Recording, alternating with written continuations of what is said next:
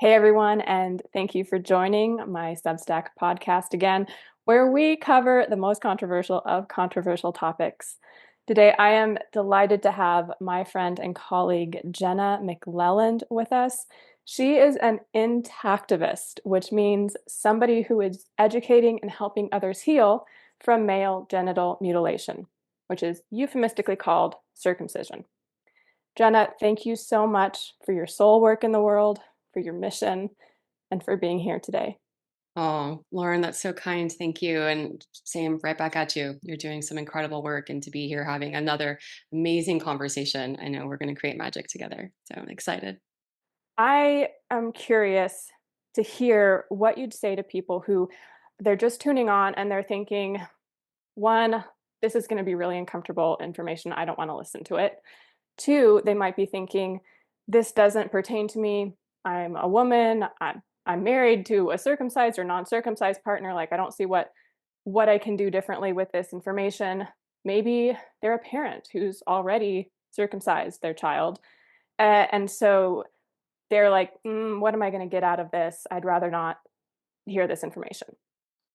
Or they're a man who has been a child victim to this mutilation. And they might be thinking, well, what am I going to do different? Like, I've already been victimized.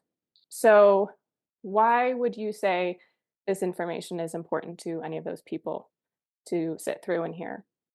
The first thing that comes to mind is right now, particularly, I feel like if you're listening in and you're like a follower of Lauren, you are already questioning the narrative.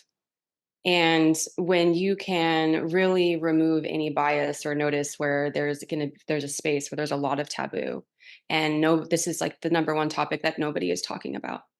Like we've gone so far from everything from the pandemic of vaccine and of medical deception and the school systems. I mean, we basically unveiled and were able to get that 2020 vision. But for some reason, circumcision is like the only space nobody is really looking into.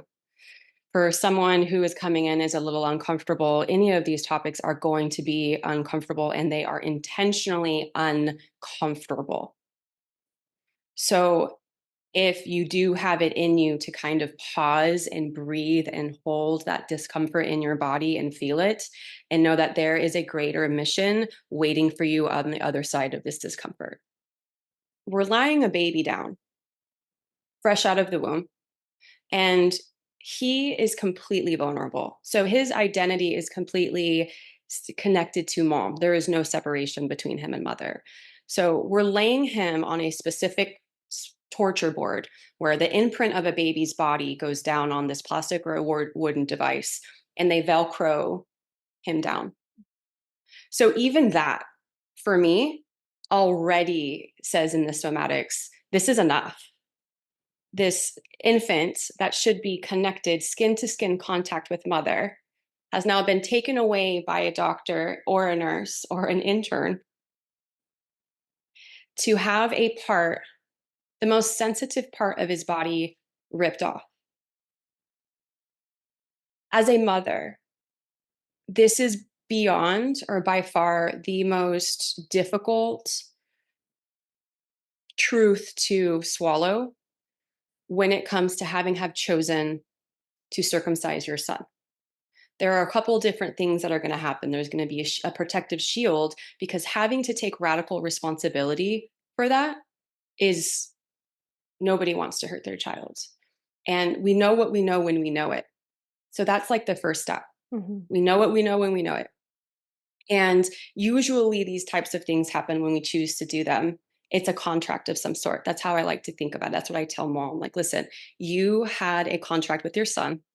And I know later, after you have chosen to circumcise, you're feeling all of the regret, all of the grief, and all the discomfort in your body. And Know that. I want to clarify what we mean by contract. You and I are referencing what we would call a soul agreement, with the Mhm. understanding that we are spiritual beings having a human experience. Both you and I have had personal experiences of knowing that our spiritual selves have agreed to certain experiences on planet Earth, on Earth School, to learn.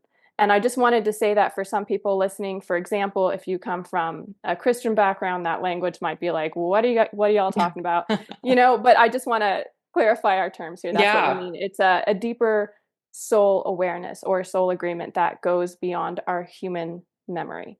Yes, and these are very healing contracts. At least that's how I like to look at them. Although there may be some serious trauma, violation, or harm, on the other side of it, there is healing. There is a lesson. There is something that's going to help us evolve. And when mom can fully heal the grief that she has of having have recognized what has been done, and also the feelings of being duped, like that deep level of lie is just, I don't know, the rage. I honestly, I can't imagine. Mhm. So the level of importance of being able to take on that radical responsibility for self will not only heal you, but it's also going to heal your son and your relationship with him.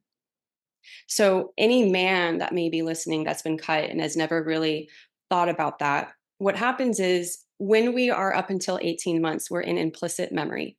So in implicit memory, everything from emotion, somatics, everything is pretty much digested and imprinted and compounded into our nervous system. Right. So it is those deep undertone layers of subconscious data that is collected in the nervous system. So when something like this happens, there is a deep level of rage, abandonment, neglect, and not feeling worthy of protection. So there may be an experience where there have been times where your disconnect or distrust in your parental system can actually have been hijacked because of the circumcision itself, because you were essentially, or the baby was essentially attacked. Now, I don't say this in a way to like throw all this trauma like on everybody, right? Because it's, even though it is a trauma, and this is kind of where I get stuck, and perhaps like you can like we can talk through it.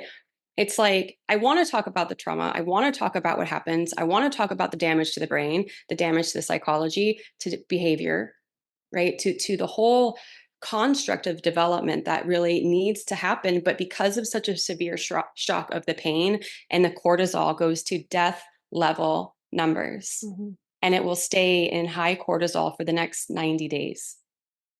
So think about how a stress hormone that is connected to death, how that can really impact the development of an infant all the way up until adulthood. We're And what talking happened? about trauma that changes the brain, Yeah. right? Yeah, Eh, they've done MRIs and brain scans to actually prove that the brain will never go back to baseline. The amygdala is completely damaged and distorted, and certain areas where emotional regulation actually gets disrupted. So you'll notice, and I think there's this really big crisis with boys.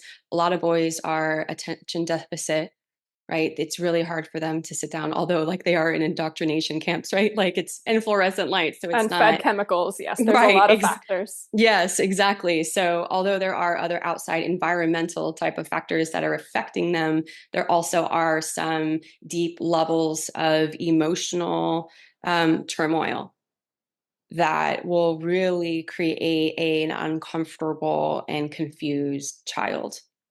What And I've, adults. yeah, an adult. That's where I'm looking at the crisis of masculinity in our world and thinking, how deep are these roots?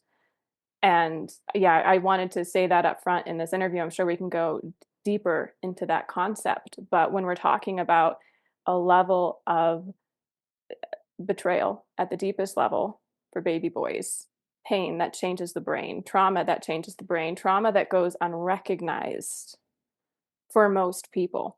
I mean, this is like, where's the Me Too movement Yeah. for this level of trauma for men? And so that's, it just gets heartbreaking. It gets soul wrenching. Hmm. And I do come from the paradigm that we have what it takes to heal everything, even if it's not in our consciousness right now. But the healing journey and the search for truth changes and opens our consciousness in such a way that then we can find the technology, the resources, and even the miracles that allow for unprecedented healing. So when we talk about, okay, this is trauma and pain that changes the brain for a lifetime, I want to counter, and I'm sure you do too, with but we can come up with, we can discover and find healing modalities that will actually allow the brain to heal from this and the body to heal as well. We're going to cover that. Yeah, I'm with you on that. It's, the placebo um, effect, the nocebo effect, right? Like the power of our mind and the power of our consciousness and our ability to really believe that we can create deep levels of healing for something as severe as circumcision. And I believe and I live within that category of thought. And it is very difficult for a lot of people to really even comprehend that, because we do have this multi-layered degradatory type of system that has removed us from understanding this sovereign level of power that we have to heal. So I'm even curious the power mechanisms that have been dormant, that are currently dormant now. Like you said, like we don't, that can easily, through pulling a little bit more of these layers back and really getting to the remembrance of who we are, because we are ultimately creators. And as these creators, we are constantly creating our reality. So, in what way can I create some form of shift that's going to basically, it's almost like have our reality become malleable, and malleable into the direction that we deserve, into the direction of our desire, and what we know that we can take on in our life. But we have to come out of the victim for a moment now, be the victim, feel it, get angry, do the somatic anger releases, whatever it is that needs to happen. Because once your eyes open to the devastation of what's really happening behind genital mutilation of newborn baby boys, I mean, 3,000 of them just today are being circumcised without pain medication.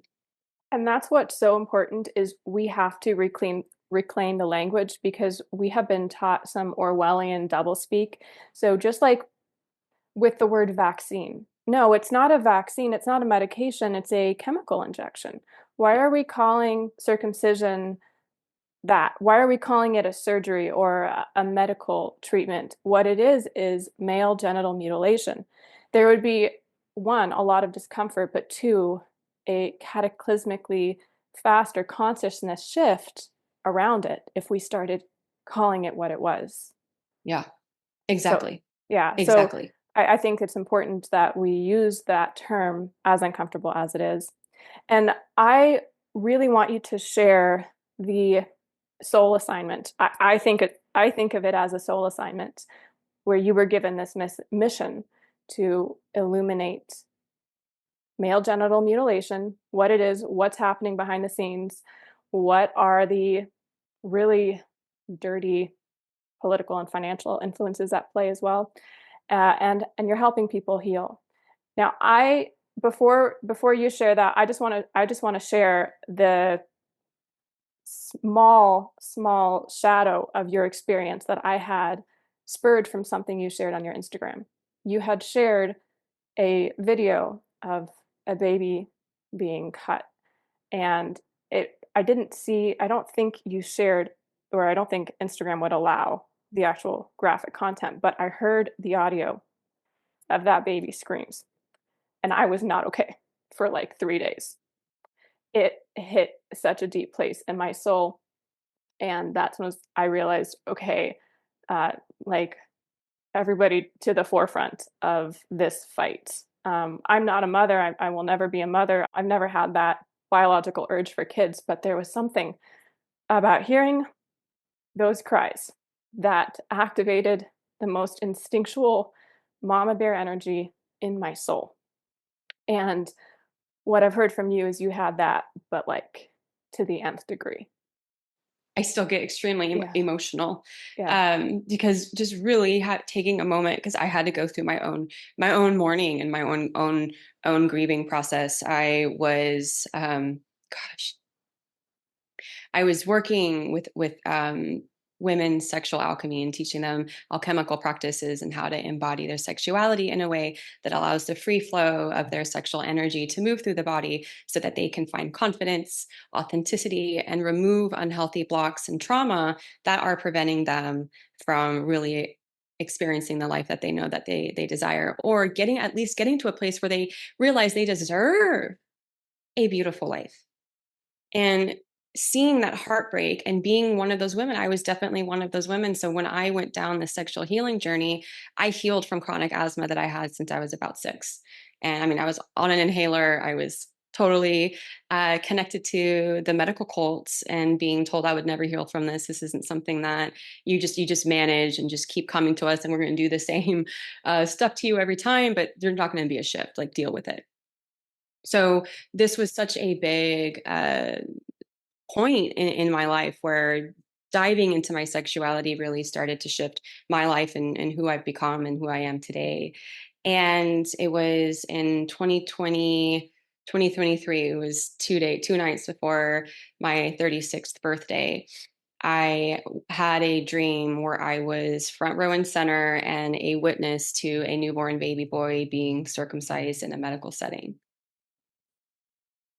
It was so traumatic, so detailed. Like, I knew about circumcision in 2020. I was like, I ripped the Band-Aid and everything flooded in. And circumcision was one of them. And the first 2 men that I was ever with, they were uncut, they were intact. And I always thought it was just like really weird, but for some level, okay, well, everyone says it's better. I guess it's better.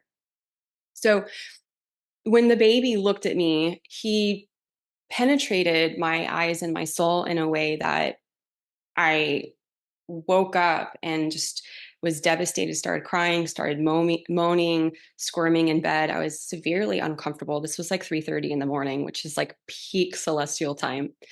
And finally got myself to sleep after I just went to bed pleading to God, please don't ever let me come back as a baby boy. Mm. I woke up in the morning, went to the kitchen, and collapsed in my ex-husband's arms, and devastated, just hysterical. And it took over a week before I could share the dream in detail with someone without hysterically crying. So my reality completely bursted, and I had no idea what to do with this information. Like, how do you even talk about circumcision? Who is talking about this? Where do I go from here? And our common mentor, Brenda Pantango, is the first person I reached out to, one of them, and shared the dream to her. And she said, I think you need to consider this. This is actually a lot bigger than you. And that was a message sent from your angels. So sit with it, continue to grieve, and get back to me. So she and I ended up embarking on this really big journey together where she taught me how to remove it's an SRA. So circumcision is a satanic ritual abuse practice. And that has been camouflaged by this medical deception. I want to put a little pin right here, like just so people can start to understand. At this point, we might have some listeners who are thinking, but it's in the Torah, it's in the Old Testament. I thought God commanded this. Anytime that there is blood sacrifice, it is demon related. It is satanic, even when that has been disguised as Judeo-Christian practice. And this is like on the forefront of my mind because I've been doing a lot of research around this right now, pagan roots of modern Christianity and things like that, like how it's gotten so woven in. But this is an important point for people who might think, well, didn't God command circumcision in the Torah or the Old Testament? No, no, that is a false teaching. Yes. And so just one quick add on to that, because if you do actually look at circumcision, even in the Torah, even from a religious point of view, it is called the covenant of cutting. Yeah, Yes. yeah. Yeah. So So yes, just that, and we'll leave it there. Just that itself is okay. There is this biblical religious text that is celebrating a covenant of cutting, of harming. I mean, where's the foundational belief that our bodies are divinely created? I mean, if people understand the basic tenets of Satanism, which I have discussed in my last podcast on elite celebrity gender inversion, the basic uh, philosophy, theology of Satanism is to distort and conquer what God has already created, because that is their idea of spiritual liberation. So that's where we get mutilation. That's where we get things like plastic surgery and all this stuff shoved down our throats. People are swallowing it without questioning, where are these ideas coming from? This idea Right. of mutilating the body, and it's been so normalized. And male genital mutilation is one example. It's so normalized that we're not even supposed to talk about it. Like, Yeah. So let's bring it back to biology for a minute to kind of weave that in and to make this just a little bit more stable. So if you look into the anatomical mechanics of the foreskin itself, the foreskin has the American Pediatrics Association, or some of the doctors have whispered that they do have backed science that the foreskin contains over 80,000 nerve endings, which is 10 times the sensitivity of the female clitoris. mhm, The foreskin also has specific cell receptors in it that are very specific to the area, that are connected and wired to the baby and to the man's brain. These allow the connection of the foreskin when it meets with the vagina, when in love, allows a chemical compound or a chemical cocktail to release in his body for bonding and for love. So, if we were to think even on an emotional aspect of allowing a man and a woman to deeply bond, to develop intimacy and sacred union, to feel that divine connection between one another, and to deeply dive into what it is to unite, to be one, because that's what sex is, right? mhm, Has been eliminated. So that capacity is no longer there, because even within the genitalia also have reflexology points, mhm, and the points of the glands where the foreskin also is covering of the penis. That's the heart of the man.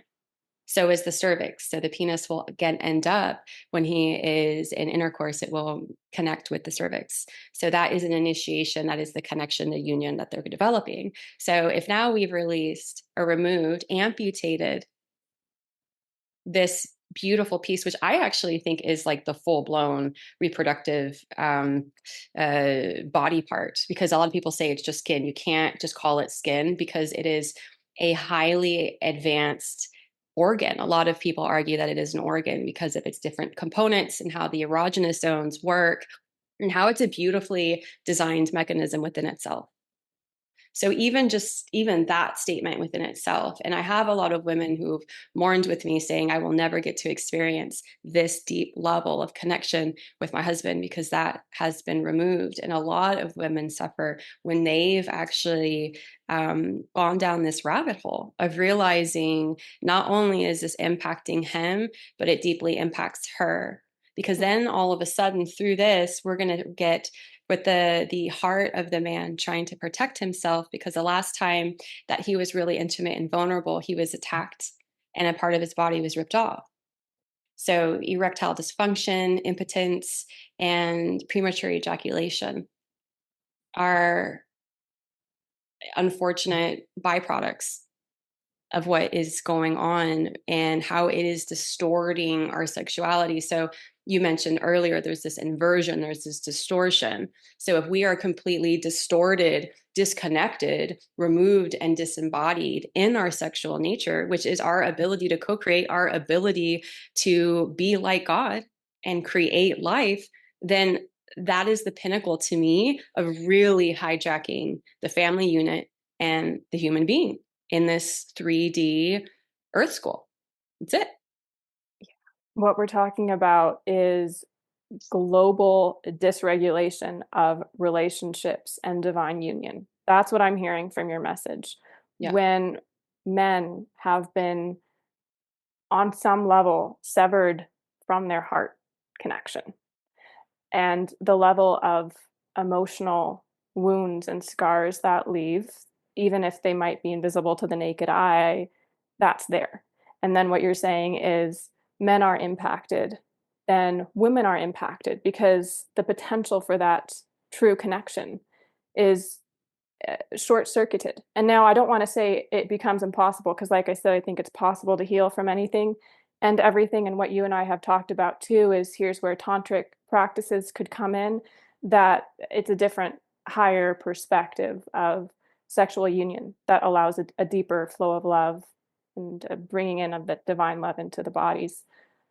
But yeah, what we're talking about is wow, could this be a big piece with men not feeling safe in relationships, not showing up in relationships, women not feeling safe in relationships, women not getting the masculinity that they're longing for.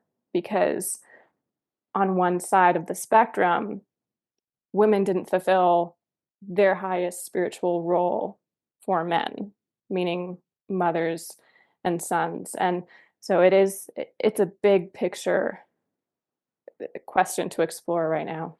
Yeah, and trauma begets more trauma. So it is pretty easy for a cut man to feel like, oh, what happened to me? I'm totally fine.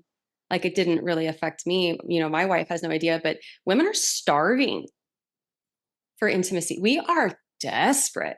We are so desperate that we choose toxic masculinity. We choose weak masculinity, or we just like, we don't even like, there's like an epidemic of women that are actually more single now than they've ever been because a lot of them who have up leveled and healed are like, I'm not. I'm not dating any of this. Like, I am much happier in my own center, in my own space, creating what I want to create without having to deal with someone who doesn't know how to handle their emotions or they haven't healed. Now, you can be a really healed man, but if you have been circumcised, that is the deepest layer. To me, that's the core, that's everything. And how does that impact society? Like, how is that affecting our behavior and our responses and the inability to communicate and the fear and why we're bickering? And it's like everyone truly, and you know, part of my friends, we're all like, women are underfucked. Like, we don't really know our bodies. We're not getting what we want from men. And men are really confused because women are asking of them a lot, but they don't know how to go inside because they've been conditioned not to. Well, I think it's really an interesting point that you and I, women, are bringing this conversation to the forefront in some ways. Like, I understand there are men who have been educating about this, there are male support groups for it. But what I see is it is the feminine energy which is drawing humanity towards love. The feminine energy is what spurs humanity to evolve because it leads in the spiritual realm. So, okay, men get to lead in the physical realm, but is that actually leadership? Because true leadership is the movement towards love and higher evolution. And that is more prevalent in feminine energy. Again, for people listening, the differentiation here is men and women have masculine and feminine energy within us.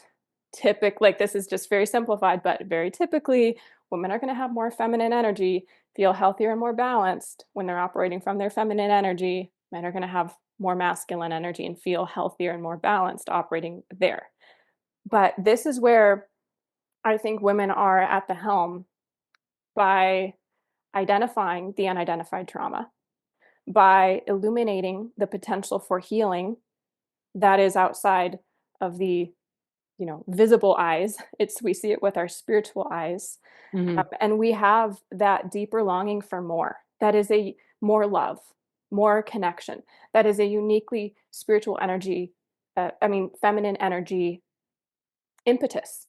And so, yes, of course, we're gonna be leading this. Like, no, men, there is healing here. There is more connection between us that can happen. And and we need to look at the dark stuff in order to get to that healing, but it's going to be worth it because the rewards and the love potential is going to be immeasurable. Mm-hmm. Yeah, you're reminding me of what one of my coaches and mentors has been telling me lately is what happens is we can get so much into this toxic um like hopefulness where we're constantly, oh, these positive vibes, and oh, like in the future, this isn't going to be a thing, or oh, in my next relationship, it's going to be so much easier. But what happens is, you know, although that is definitely a really good way to live life, but then it becomes toxic because it prevents us from actually pausing and allowing ourselves to see what you just said, the shadow and what's happening. So I think that's just like what a lot of it is. And I can only imagine people are just like, you know, that was a horrible relationship and not really taking accountability for the things that everything's just going to get so much better in the next one. It's like, well, that's why there needs to be this pause and this deep digestion of really having deep honesty, radical honesty with self. And yeah, like just to your point, really being with it and taking the time to maybe just consider. I mean, there's a lot of different ways that you can start the healing process if you've been cut. There are a lot of different ways that women can reconnect with their partner and really support them in this type of healing process, because it's, again, they're going to be the deepest thing. I actually, and I'm come to think of it in this moment, maybe it's birth trauma. But I wonder if men having circumcision is like the lowest type of trauma, or like the most dense, the biggest trauma that really does exist in the human body. That makes Truly. sense. It makes total sense to me. Is there Yeah. anything It's, more traumatic than being, as you say, strapped down to a sexual torture board and like the risk of castration, which is what the psyche must be interpreting that as, plus the largest betrayal trauma of their life, just all of that compounded. Yes, we need to look at this. Yes, this is valid trauma that is impacting everybody in all the relationships. Like, this is huge. yeah, And it's innocence, yeah, right? Free from sin, free from guile. And that trust that you take on, you were just created in a womb, and you crossed over the gateway here. yeah, And then before you know it, you're laying down fluorescent lights, this whole getup is around you, different weird smells are kind of coming in, and you're being attacked, and you thinking, literally thinking you're about to die, yeah, that yeah. fresh, without having any form of development. Because a lot of people, I've had people say, well, Jenna, I just don't think it's fair to say that all these babies have trauma, because I know guys that have been in the military, and they've had their arms like, blown off for all this stuff. And I don't tell them that they have all this trauma. I'm like, well, they made that choice knowing the consequences as an adult man to go into to war or to combat. You can't even compare the two of any of these things, because this is completely, like, this is non-consensual. Absolutely. There's a totally different level of cognitive awareness when we're talking about an adult and an 8-year-old baby. I mean, an 8-day-old baby. Yeah. Now, I want to get into some of the practicalities of healing. And first, I want to address this question of the scientific research on cutting, because when I have done a cursory exploration of some meta-analyses in quote reputable, which means a bunch of liars, medical journals, right? So, Yeah. okay, thank goodness everybody who's going to be listening to this, who's a long time follower of mine, they have the basic awareness that medical science is bought and paid for. We've seen this with everything from cigarettes way back in the day to vaccines to every single kind of pharmaceutical. DDT. DDT, exactly. When there is money at play, the science is bought and paid for.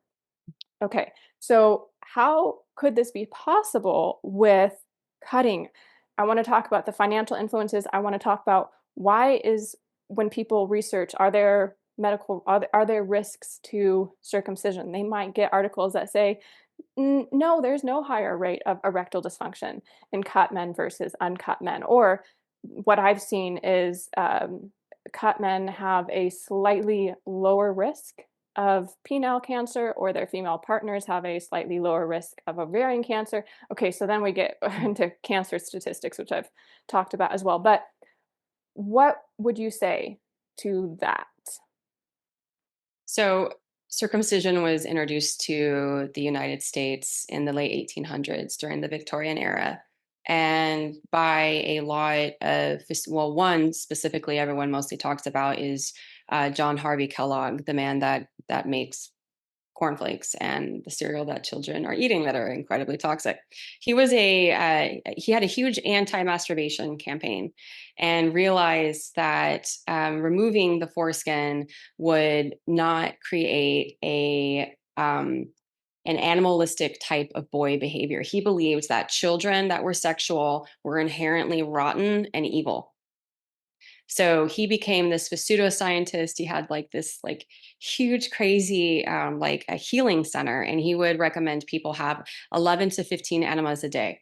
And he wanted parents to tie their children to beds and circumcise the boys, remove the foreskin, sew it shut, or pour carbolic acid on little girls' clitorises to burn them off. Because a child removed from carnal desire is more likely to study the Bible. There were a bunch of other doctors that came in and realized a huge financial incentive. So they started saying that circumcision cured epilepsy, bedwetting, specific types of like autism, which actually, if you really study it, it does actually contribute to autism. And why is autism and SIDS more common in boys? Mm. So just sit with that. Mm-hmm. And because there was such this financial incentive, but then there was like this element of morale, right? Like, oh, we all believe in the Bible, we all believe in Christianity, and we're good, clean people. So we're going to do something, and I'm doing it with this morale of actually protecting family and removing children from actually connecting to their genitalia, which is sinful. Mm-hmm. So because of this financial decision, and it's like even in vaccines, right? There's always like the measles, and then there was Polio. polio, Yeah. not my diet, polio, and different things. You'll start to see there's these interesting seasons where they say that this vaccine is going to help. Same thing with circumcision all the way up until the 90s. And my understanding is that today there is financial incentive for doctors. Of course, Yes. performing a surgery is Mm. lucrative. And who is educating the doctors about the harms of male genital mutilation? Like, where's the money for that? It's like, where's the money for nutrition training in medical school? It's not there. There's pharma money. And then also there is the selling of the foreskins. Can you talk about that?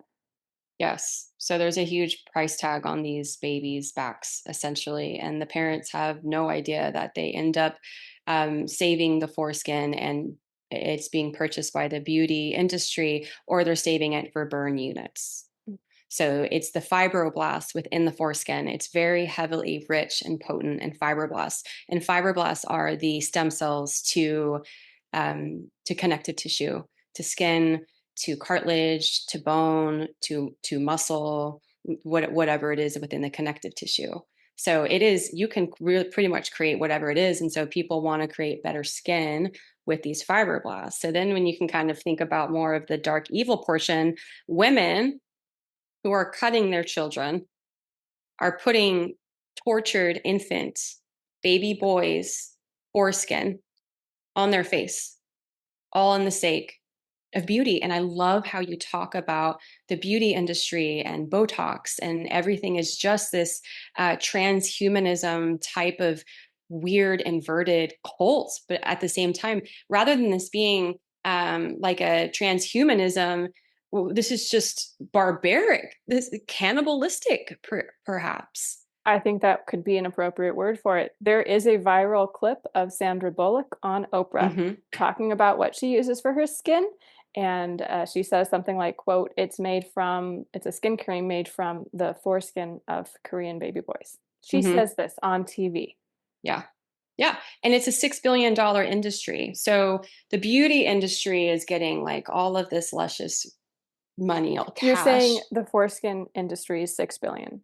Yeah. Or more. I mean, some people have even quoted it to be much higher because not only do we have the beauty, we have the procedure itself, we have the tools, we have the cosmetic fixes. Let's say, for example, a glans, because it's very common for there to be a botched circumcision. So any type of remediation towards fixing a gone bad circumcision. And then we have lubricant, because the foreskin actually is it keeps the glands of the penis moist and lubricated. So like we should not be using lube. Mm-mm. And women are not the only ones who should be creating and contributing to it. And so when the foreskin is removed, the glands in the shaft will start to crack and get really dry.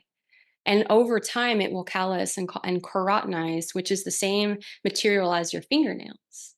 So So desensitization. completely, Mm-hmm. hence impotence, Mm. erectile dysfunction. A lot of men tell me that imagine having sex with a kitchen glove on. Some can barely even feel it I because of the wear and tear. I read the book you recommended on your Instagram. It was by a Jewish doctor who was impelled from his own cultural religious practice to look into circumcision. What's his name? What? His name is Dr. Kenneth Littman, and he actually was started the book to write a pro circumcision book, but couldn't. And what's the book called again? It's called Circumcision: How a Ancient Ritual Became a Questionable Surgery. Okay. Yeah, we both highly recommend that one for those Highly. listening, highly. And in one portion of the book, he shared the experiences of teenage boys who were circumcised as teenagers. And it was, again, just, I don't know if my soul has recovered. One boy described it as before masturbating felt like it was in color, like color TV, and afterwards he described it as black and white TV. Yeah. And just heartbreaking. I mean, I think both you and I also might be compelled towards this activism because you and I have, well, I don't know if you have a background of sexual trauma, but you were talking about your journey of sexual healing. I have a background of sexual trauma, and sexual healing has been a big part of my own healing journey. And what I realized was that for me, and I would generalize this, although it's okay if people disagree, but I've come to the conclusion that where toxic male sexuality has harmed, there is where healthy male sexuality can heal. I think that is part and parcel. And so, women, if we have experienced sexual trauma, we can actually benefit by helping men reclaim their own sexual healing and sexual well-being that will come back to us in very profound ways. And I've talked about the depth this healing went for me in my book, The Invisible Corset, Break Free from Beauty Culture, in my book, The Scorpion and the Lion. But just my basic understanding of, nobody told me that when I went to this level of sexual healing with male partners after being so, terrified and hurt by men, I started releasing trauma in a way that I don't know how it would be possible any other way. Like just trauma being purged from my body. And I thought, why is nobody telling women this? That Yeah. this is like worth 20 years of therapy. But it takes men who are healthy in their sexuality. And if this trauma is in place, are we going to get there? We're all in this healing together. Yeah, you have to think of the man. So his I think his consciousness, his truth, everything is in his genitalia.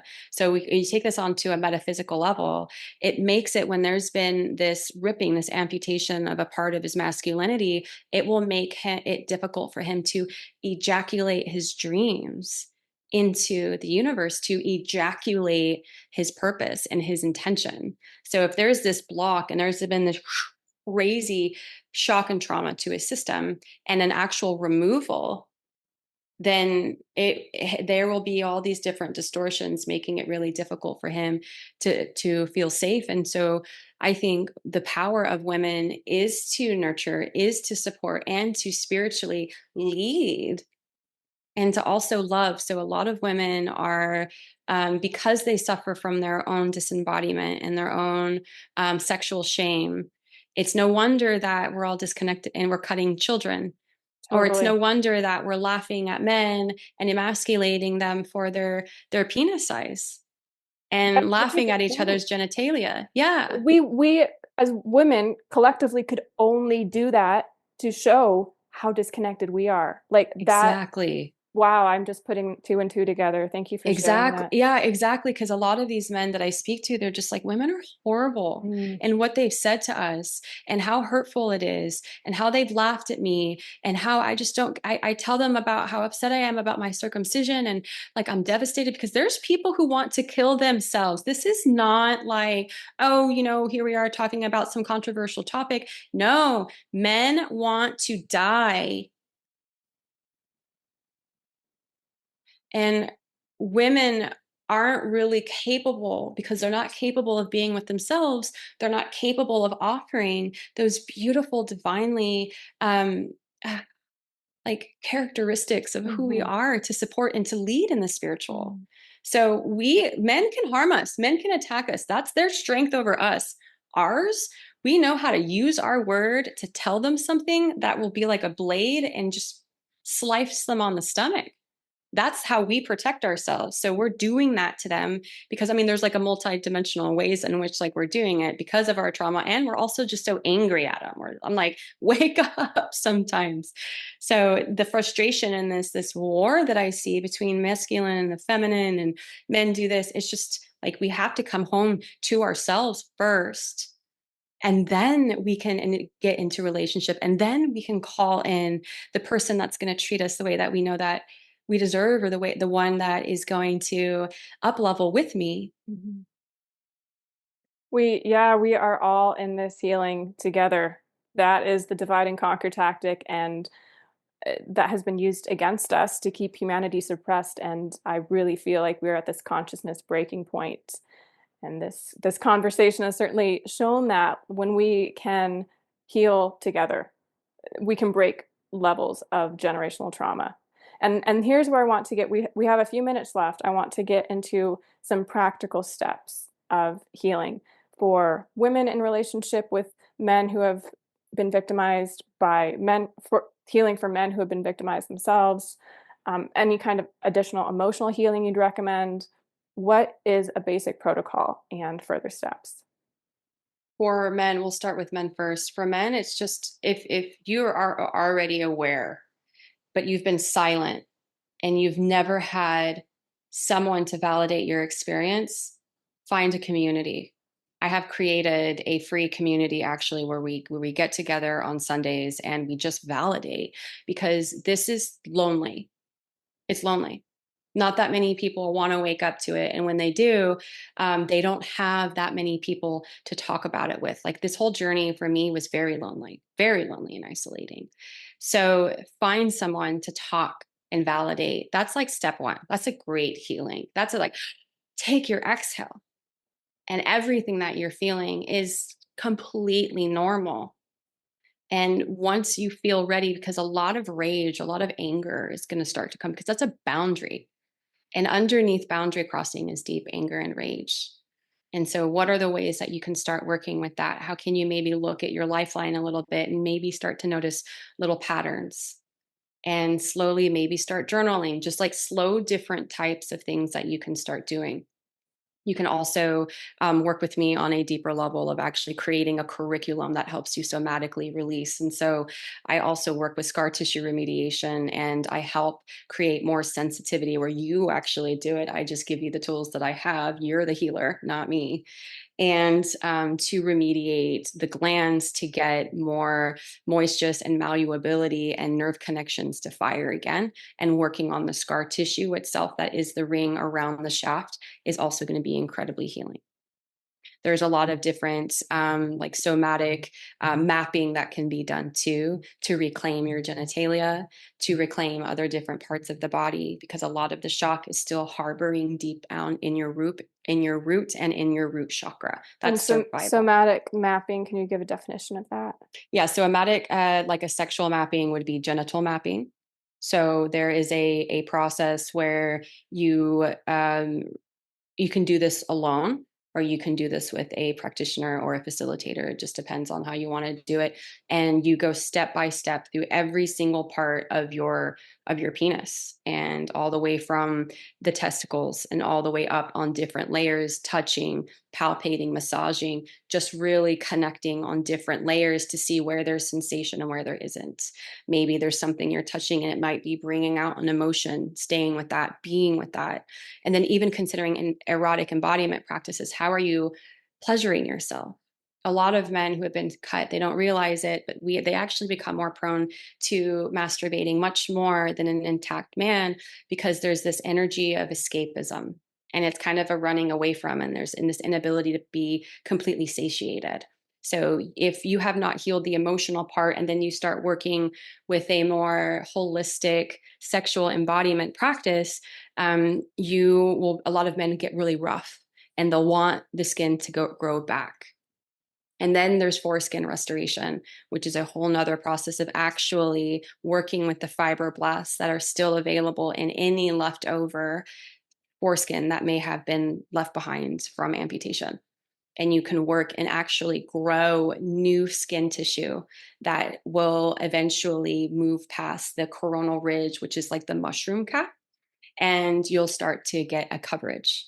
And that coverage will allow for a psychosomatic energy of feeling contained and less exposed and less vulnerable. So you're going to allow yourself to feel a lot safer in your environment, because even that removal subconsciously creates this level of exposure and feeling unsafe just because the glands is exposed and open.